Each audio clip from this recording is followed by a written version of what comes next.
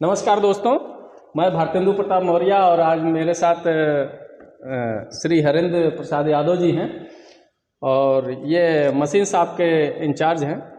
और ये आप लोगों के सामने आज सेंटर लेफ्ट मशीन के बारे में जानकारी देंगे और विस्तृत रूप से, और सारे इसके कितने कौन कौन से भाग और क्या क्या कार्य करते हैं और किन भागों का क्या नाम है, उसको विस्तृत रूप से आपके सामने रखेंगे और जानकारी देंगे। और आप लोग वीडियो को देखिए और सभी छात्र इस वीडियो को जरूर देखें और जानकारी हासिल करें जो आगे आपके भविष्य में कार्य आएगा। तो श्री हरेंद्र प्रताप जी जो है, आप सबसे पहले मैं बताना चाहूँगा कि हमारे सामने जो मशीन है इसका नाम है लेथ मशीन। इसको हिंदी में खराद मशीन बोलते हैं। इसके मुख्य पार्ट्सों के नाम, सबसे पहले लेग के ऊपर जो है इसका बेड फिट है। बेड के बाएं साइड में हमारा हेड स्टॉक है और दाहिने साइड में टेल स्टॉक है। हेड स्टॉक के अंदर जो है स्पिंडल लगा है। स्पिंडल के आगे जो है चक प्लेट के आगे जो है चक लगी होती है। चक भी तो दो प्रकार की होती है, एक होता है 3 जा चक और एक होता है 4 जा चक। हमारे इस मशीन में अभी 4 जा चक लगी हुई है, जिससे हम बोलते हैं सेल्फ सेंटरिंग चक। और टेल स्टॉक जो दाहिने साइड में है। लड़के जो है कभी कभी 3 जा और 4 जा चक में काफ़ी कंफ्यूज रहते हैं। हाँ, तो ये कैसे जाने कि 3 जा चक क्या है और 4 जा चक क्या है? 3 जा चक और 4 जा चक में अंतर। 4 जा चक में क्या होता है कि 4 जॉज होते हैं 4, और जो 3 जा चक होता है इसमें 3 जॉज होते हैं। 3 जा चक में क्या होता है कि बिना सेंटर किए हुए जॉब जो है अपने आप सेंटर में हो जाता है, और 4 जा चक में जॉब को सेंटर मिलाना पड़ता है। ये अंतर होता है। 4 जा चक में क्या होता है, जो जॉज होते हैं सेल्फ सेंटरिंग, मतलब स्वतंत्र होते हैं। एक जॉज जो है अपने आप में स्वतंत्र होते हैं। लेकिन 3 जा में क्या होता है, जॉज एक दूसरे के साथ अटैच होते हैं। जैसे एक ही जगह से अगर हम चक को खोलते हैं तो तीनों जॉज एक साथ काम करते हैं, जबकि 4 जा में ऐसा नहीं है। 4 जा में क्या है कि हर जॉज अलग अलग खोलना और कसना पड़ता है। उसके बाद से बीच में जो है तो हमारा कैरिज, इसको हम कैरिज बोलते हैं। कैरिज में भी 5 पार्ट्सों को मिला करके कैरिज बना है। सबसे पहले क्या है इसका, ये होता है सैडल के बीच में जो हमारा कैरिज, इसको जो है कैरिज जो है 5 पार्ट्सों से मिल करके बना होता है। 5 पार्ट्सों में पहला पार्ट्स होता है हमारा सैडल। सैडल क्या होता है, जो बेड के ऊपर जो कैरी चलता है इसको बेड के ऊपर, इसको सैडल बोलते हैं। सैडल के ठीक ऊपर जो होता है हमारा क्रॉस स्लाइड के ठीक ऊपर होता है कंपाउंड स्लाइड की सहायता से जो है जॉब के ऊपर जब भी हमें टेपर ऊपर कोई काटना होता है तो हम कंपाउंड स्लाइड की सहायता से ही किसी भी जॉब के ऊपर हम टेपर टर्निंग कर सकते हैं। कंपाउंड स्लाइड के ठीक ऊपर जो होता है हमारा टूल पोस्ट में क्या होता है, टूल को बांधने का, टूल को होल्ड करने का काम होता है टूल पोस्ट में। ठीक, इसके अलावा हमारा आगे हम टेल स्टॉक क्या होता है, जॉब को सपोर्ट करने का भी काम करता है, प्लस ड्रिलिंग रीमिंग करते समय इसमें हम जो है कटिंग टूल भी होल्ड कर सकते हैं। ठीक, उसके बाद हम अगले पार्ट्स पे आते हैं, जैसे कि लीड स्क्रू की सहायता से हम क्या करते हैं कि जॉब के ऊपर हम थ्रेडिंग का काम करते हैं। उसके बाद एक और आती है रॉड, होते हैं फीड रॉड की सहायता से क्या है, हमारा पूरा जो कैरिज होता है चलता है। जॉब के ऊपर जब हम टर्निंग करना होता है, टर्निंग ऑपरेशन करना हो, तो उस समय हम फीड रॉड का भी सहायता लेते हैं। अच्छा, ये कौन सा?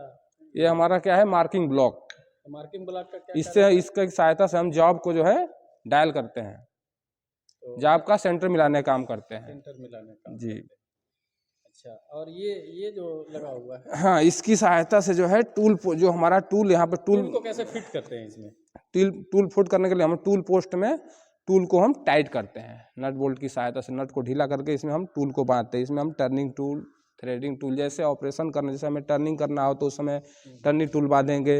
जब हमें थ्रेडिंग करना होता है तो थ्रेडिंग टूल बांधे, जैसे नर्लिंग ऑपरेशन करना है तो नर्लिंग टूल बांधेंगे। अच्छा, इस सेंटर लेथ पे हम कितने ऑपरेशन कर सकते हैं? सेंटर लेथ पे हम तमाम प्रकार के ऑपरेशन, जैसे जॉब के ऊपर अगर हमें टर्निंग करना हो तो टर्निंग कर सकते हैं, थ्रेडिंग करना हो थ्रेडिंग कर सकते हैं, जॉब की पार्टिंग करना हो पार्टिंग कर सकते हैं। जैसे पार्टिंग मतलब काटने का काम कर सकते हैं, जॉब को अलग अलग भागों में काट सकते हैं।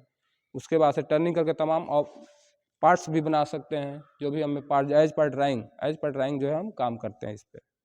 अच्छा, इस मशीन पे कार्य करते वक्त जो है किन किन सावधानियों का ध्यान में रखना हाँ, चाहिए? मशीन बहुत महत्वपूर्ण पार्ट है। जो है कार्य करना तो जो है कार्य आगे पीछे भी हो सकता है, लेकिन अगर कोई दुर्घटना हो जाएगी तो उससे जो है वर्कर से इंजरी जब हो जाएगा तो काफ़ी जो है काम बाधित होगा। जी तो जी। इस पे कौन कौन सी सावधानियां हम बरतेंगे हमारे छात्र लेथ जो काम मशीन पे करेंगे अपने? कार्य करते समय सबसे बड़े मुख्य सावधानियां ये होती है कि हमारे आंखों में जो है चश्मा होना चाहिए, क्योंकि जब लेथ मशीन पे कार्य करते हैं तो बुरादे बुरादे जो है उड़ते हैं, तो बुरादे से बचने के लिए हमें सबसे पहले आंखों में चश्मा होना चाहिए और हाथ में जो है हैंड ग्लव्स होना चाहिए। अच्छा, ग्लव्स में कौन सा ग्लव्स यूज होता है? अगर ग्लव्स जो मशीन हमारे शॉप पास, की बात करें तो हाँ हाँ, मशीन शॉप में जो एक कॉटन ऊनी, ग्लव्स, हाँ, कॉटन ग्लव्स यूज होता है। Cotton gloves. अच्छा, जी, ग्लव्स अगर नहीं लगाएंगे तो क्या? अगर ग्लव्स नहीं लगाते जो बुरादे उड़ते हैं तो सीधे हाथ पे पड़ेंगे, हाथ पे जलने का डर रहता है, जिसकी वजह से हमें ग्लव्स पहनने की अच्छा, हम जरूरत देखे पड़ते लेथ हैं। मशीन या वो काम करते वक्त जो है हाँ हाँ। एक कपड़े का एप्रन पहना जाता है, तो वो किस लिए पहना जाता है? एप्रन इसलिए पहनते हैं कि ताकि कपड़े जले नहीं, जो गरम गरम बुरादे उड़ते हैं तो डायरेक्ट कपड़े पे चिपकते हैं, चिपकने के बाद कपड़े में छेद हो जाएगा, जिसकी वजह से हम एप्रन पहनते हैं ताकि कपड़े हमारे जलने से बचें। और पैरों में जो है शूज पहनते हैं, वो अच्छा, भी। एक चेम्फरिंग ऑपरेशन होता है, हाँ, तो ये कब किया जाता है?